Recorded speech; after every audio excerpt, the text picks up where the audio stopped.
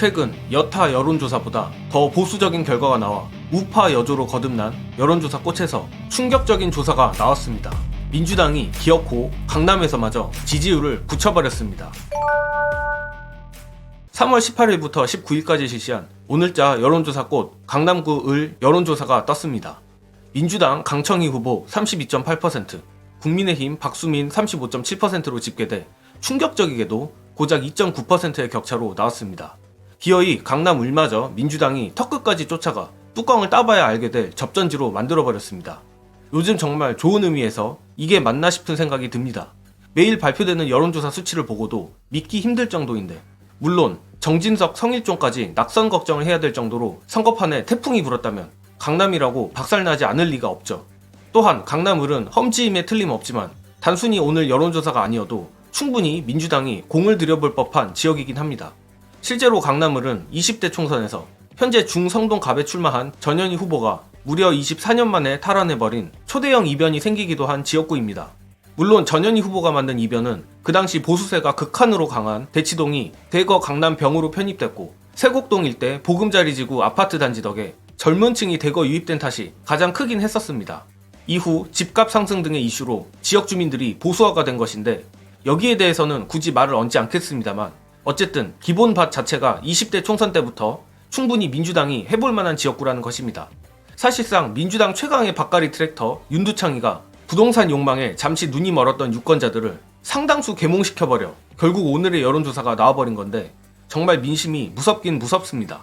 뿐만 아니라 강남을 조사의 충격이 워낙 강해서 그렇지 기어이 윤두창이의 본진 용산마저 민주당이 넉넉하게 따버렸습니다.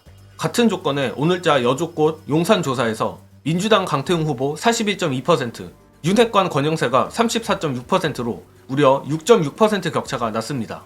심지어 적극 투표층에선 46% 대 37.3%로 격차가 더 벌어졌으며, 중도층에선 과장 보태, 더블 스코어에 가까운 지지율이 나왔습니다. 오늘의 조사를 종합해보자면 두창이의 본진인 용산은 물론 강남마저 잘하면 군데군데 퍼렇게 물들일 수도 있다는 건데, 당연히 쉽지는 않을 겁니다. 냉정하게 말해서 민주당의 압도적 기세는 아마 이번 주까지일 거고, 다음 주부터는 공포감에 질린 보수층이 결집을 하는 조사들이 발표될 것입니다. 고로 현재 나온 여론조사보다 시간이 갈수록 보수층 지지율이 좀 더 올라갈 것을 염두해야 하는데, 그런 만큼 용산도 그렇고 강남을 지역구의 경우 더더욱 선거운동을 죽기 살기로 하는 수밖에 없다고 생각합니다. 다만 우리 지지층이 경계해야 할 것은 민주당의 기세가 선거 직전 잠시 한풀 꺾였을 때 나올 국민의힘과 언론의 총공세입니다. 물론 그런 일이 생기지 않을 수도 있고 생기지 않는 것이 최선이긴 하지만, 혹여라도 거기에 스트레스 받고 기세가 눌려서는 안 됩니다. 끝으로 선거 직전 언론이 돌릴 민주당 주춤론에 대한 예방주사 공유드리며 저는 이만 물러가겠습니다. 시청해주신 여러분 감사합니다.